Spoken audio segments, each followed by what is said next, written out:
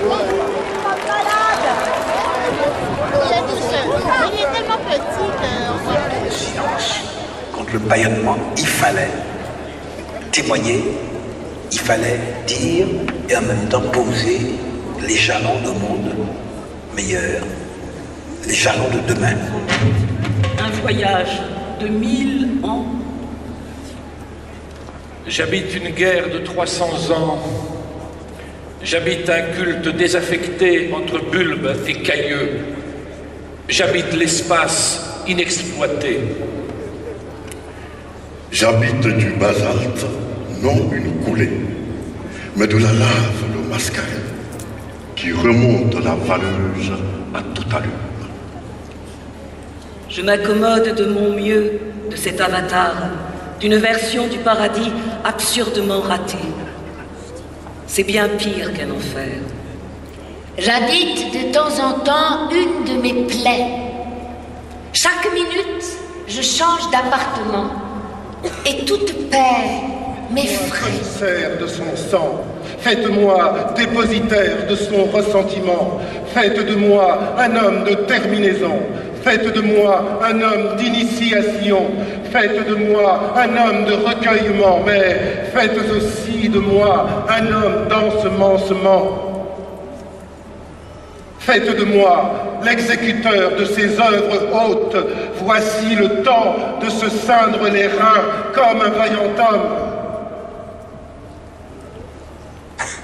Mais, les faisant, mon cœur, préservez-moi de toute haine. Ne faites point de moi cet homme de haine pour qui je n'ai que haine, car pour me cantonner dans cette unique race, vous savez pourtant mon amour tyrannique. Vous savez que ce n'est point par haine des autres races que je m'exige, pécheur de cette unique race, que ce que je veux, c'est pour la fin universelle, pour la soif universelle, la sommée, libre enfin de produire de son intimité close la succulence des fruits. J'habite une blessure sacrée. J'habite des ancêtres imaginaires. J'habite un vouloir obscur. J'habite un long silence. J'habite un voyage de 1000 ans. J'habite une soif irrémédiable.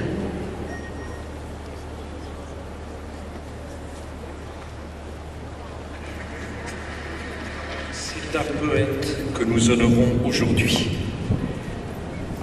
Il est mort au petit matin, 5h20, dit le bulletin officiel. 3/4 de siècle auparavant, en vacances en Croatie, contemplant une île qui lui rappelait sa Martinique, il avait écrit « Au bout du petit matin, une vieille fille, menteusement souriante, ses lèvres ouvertes d'angoisse désaffectée, une vieille misère pourrissant sous le soleil, silencieusement. » Eh bien, au bout de ce petit matin-là, la ville plate étalée, comme il disait, inerte, essoufflée sous son fardeau géométrique de croix éternellement recommençante, attendait en silence l'annonce du décès de celui qui avait été son maire pendant 56 ans. L'agonie avait commencé 7 jours plus tôt.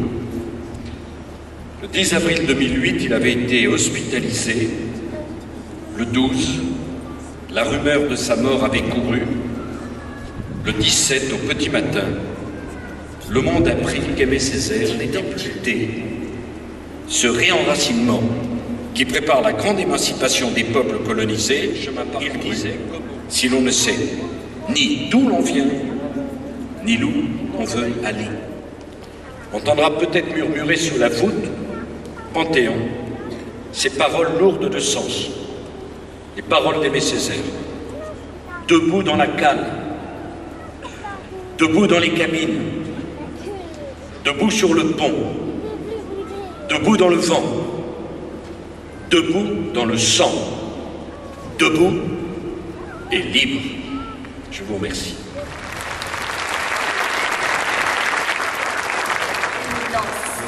Pourra tous signifier, présent et à venir, qu'un homme était là et qu'il a crié, en flambeau au cœur des nuits, en oriflamme au cœur du jour, en étendard, en simple main tendue.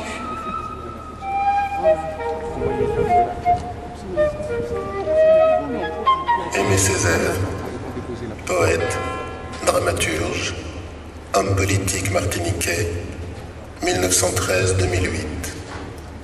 Député de la Martinique, 1945-1993, et maire de Fort-de-France, 1945-2001. Inlassable artisan de la décolonisation, bâtisseur d'une négritude fondée sur l'universalité des droits de l'homme, bouche des malheurs qui n'ont point de bouche. Il a voulu donner au monde, par ses écrits et son action, la force de regarder demain. J'habite une blessure sacrée.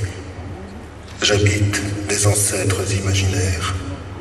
J'habite un vouloir obscur. J'habite un long silence. J'habite une soif irrémédiable.